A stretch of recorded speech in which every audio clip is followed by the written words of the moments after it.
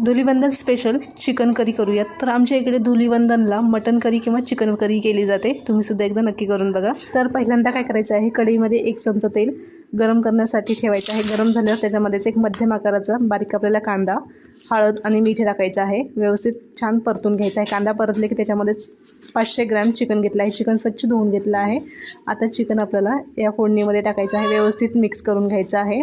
Chicken आपल्याला 10 मिनिटं चांगलं शिजून घ्यायचं आहे। तर बघू शकता चिकन छान शिजलेलं आहे। थोडासा आळणी रसा साईडला काढून ठेवूयात। आता आपल्याला एक मसाला तयार करायचा आहे। चिकन छान शिजलं साईडला ठेवून देऊयात।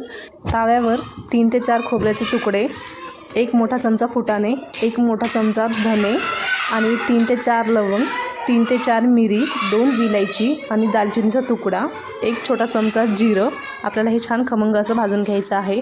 आता मोठ्या चमचाने आपल्याला 2 चमचे तीळ घ्यायचे आहेत। तीळसुद्धा खमंग भाजून घ्यायचे आहेत।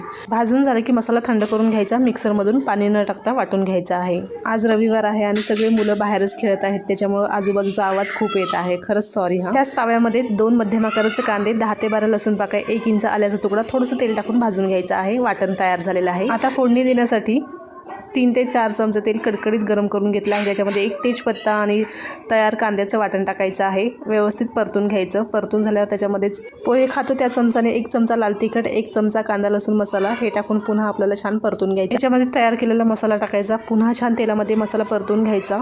मसाला परतून झाल्यावर त्याच्यामध्येच 1 छोटा चमचा गरम मसाला, 1 छोटा चमचा धने आणि जिरे पावडर पुन्हा व्यवस्थित मिक्स करून घ्यायचं। त्याच्यामध्येच उकडलेले चिकन टाकायचं आहे। थोडीशी हळद आणि थोडंसं मीठ टाकायचं आहे आणि एक खळखळून उकळी येऊ द्यायची आहे। चिकन तयार।